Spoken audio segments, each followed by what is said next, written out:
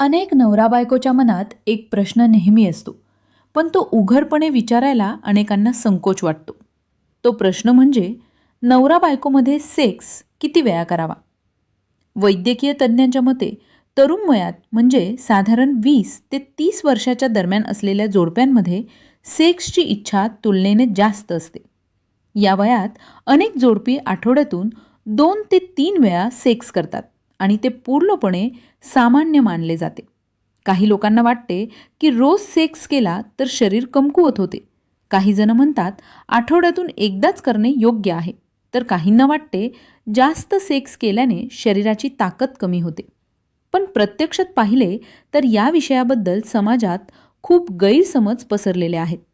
खरं तर सेक्स ही फक्त शारीरिक क्रिया नसून ती नवरा बायकोच्या नात्यातील भावनिक जवळीक, प्रेम आणि विश्वास वाढवणारी एक महत्त्वाची गोष्ट आहे. त्यामुळे सेक्स किती वेळा करावा याचे एकच ठरलेले उत्तर नसते. प्रत्येक व्यक्तीचे शरीर, वय, आरोग्य, मानसिक स्थिती आणि जीवनशैली वेगळी असते. त्यामुळे प्रत्येक जोडप्याच्या आयुष्यात सेक्सचे प्रमाण वेगळे असू शकते.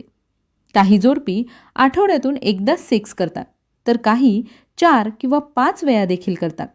जोपर्यंत दोघांनाही आरामदायक वाटते आणि शरीरावर कोणताही नकारात्मक परिणाम होत नाही, तोपर्यंत हे सर्व नॉर्मल असते. महत्त्वाची गोष्ट म्हणजे दोघांच्या इच्छेचा आदर केला गेला पाहिजे. सेक्स हा दोघांच्या संमतीने आणि आनंदाने होणारा अनुभव असावा. वय वाढत गेले की शरीरात हार्मोनचे प्रमाण बदलू लागते. 30 ते 40 वर्षांच्या वयोगटात अनेक लोकांच्या जीवनात कामाचा ताण, कुटुंबाची जबाबदारी आणि इतर अनेक गोष्टी वाढतात. त्यामुळे सेक्सची इच्छा थोडी कमी होऊ शकते. या वयात अनेक जोडपी आठवड्यातून 1 किंवा 2 वेळा सेक्स करतात. 40 वर्षानंतर काही जोडपी महिन्यातून काही वेळा सेक्स करतात आणि हे देखील पूर्णपणे सामान्य आहे. कारण वयानुसार शरीराची ऊर्जा, आरोग्य आणि मानसिक परिस्थिती बदलत असते. त्यामुळे सेक्सचे प्रमाण देखील नैसर्गिकपणे बदलते. काही लोकांना वाटते की जास्त वेळा सेक्स केल्याने शरीर कमकुवत होते, पण वैज्ञानिक दृष्टिकोनातून पाहिले तर मर्यादित केलेला सेक्स शरीरासाठी फायदेशीर असतो. सेक्स करताना शरीरात एंडॉर्फिन आणि ऑक्सिटोसिन सारखे हार्मोन्स तयार होतात, जे मनाला आनंद देतात. यामुळे ताण कमी होतो, मन शांत होते आणि झोप चांगली लागते. अनेक संशोधनांमध्ये असंही दिसून आले आहे की नियमित सेक्स करणाऱ्या लोकांचे मानसिक आरोग्य तुलनेने चांगले असते. त्यांना ताण आणि चिंता कमी जाणवते. सेक्सचा शरीरावर आणखी एक सकारात्मक परिणाम म्हणजे रक्ताभिसरण सुधारते. सेक्स करताना शरीरातील अनेक स्नायू सक्रिय होतात आणि हृदयाचे ठोके वाढतात. त्यामुळे शरीराला हलका व्यायाम झाल्यासारखा फायदा मिळतो. काही अभ्यासांनुसार नियमित सेक्स केल्याने हृदयाचे आरोग्य चांगले राहू शकते. तसेच रोगप्रतिकारक शक्तीवर देखील सकारात्मक परिणाम होऊ शकतो. पण याचा अर्थ असा नाही की जितका जास्त सेक्स तितका जास्त फायदा. जर एखाद्या व्यक्तीने शरीराची क्षमता न पाहता खूप जास्त वेळा सेक्स केला तर थकवा जाणवू शकतो. काही वेळा शरीरात कमजोरी, स्नायूंमध्ये वेदना किंवा थकवा जाणवू शकतो. त्यामुळे शरीराला विश्रांती देणे आणि आपल्या क्षमतेनुसार सेक्स करणे महत्त्वाचे असते. प्रत्येक व्यक्तीने आपल्या शरीराचे संकेत समजून घेतले पाहिजेत. कमी सेक्स केल्याने काय परिणाम होतात हा देखील एक महत्त्वाचा प्रश्न आहे.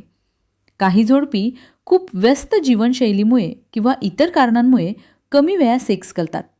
काही वेळा यामुळे नात्यात अंतर निर्माण होऊ शकते. कारण सेक्स ही फक्त शारीरिक गोष्ट नसून ती भावनिक जवळीक वाढवण्याचे एक साधन आहे.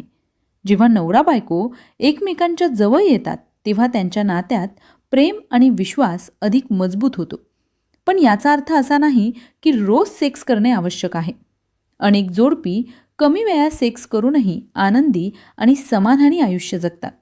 सेक्सच्या बाबतीत सर्वात महत्त्वाची गोष्ट म्हणजे संवाद. अनेक वेळा नवरा बायकोमध्ये सेक्सबद्दल बोलणे टाळले जाते, पण एकमेकांच्या भावना आणि अपेक्षा समजून घेण्यासाठी संवाद खूप महत्त्वाचा असतो.